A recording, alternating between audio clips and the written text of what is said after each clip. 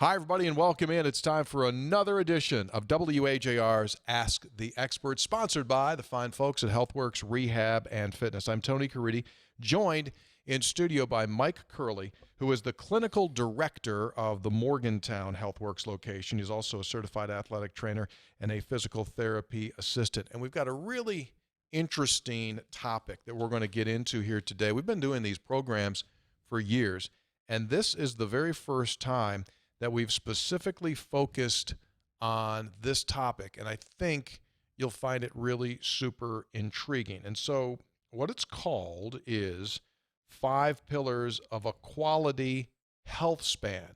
And you might be saying to yourself right now, wait a second, 5 quality, what does that exactly mean?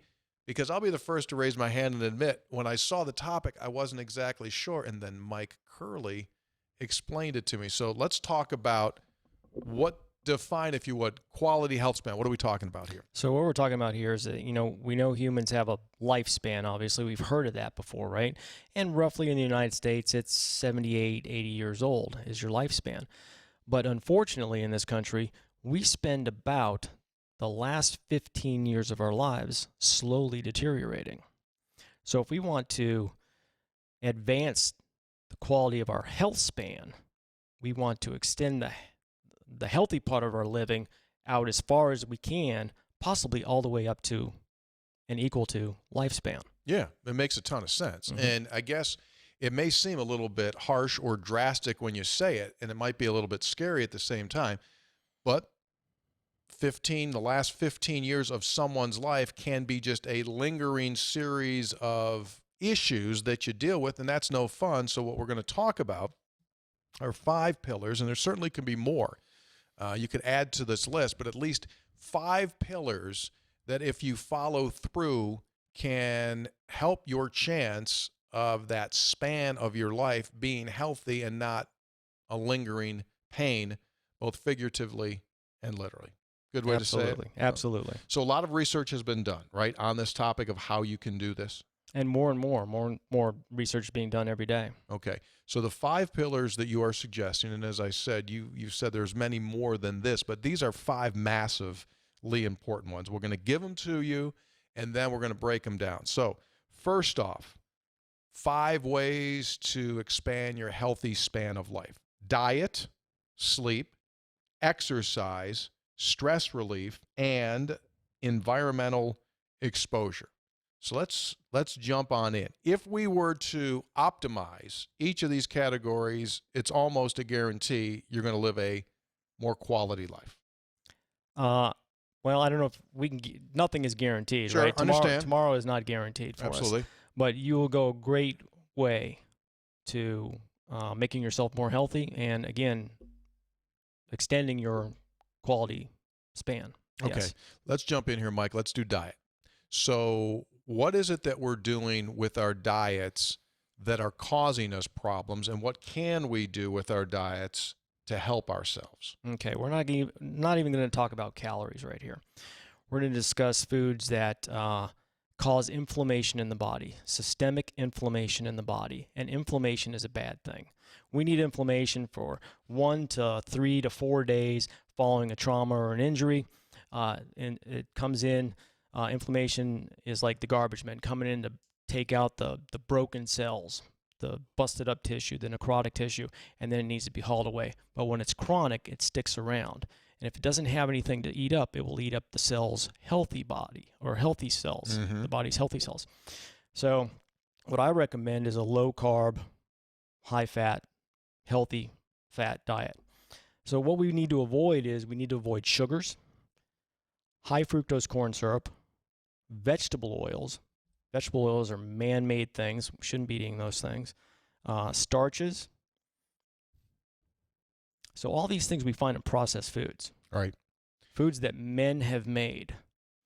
So I'm reminded of a quote by Zoe Harcombe, a PhD nutritionist from the UK, who said, "Man is the only animal smart enough to make its own food and stupid enough to eat it." So true.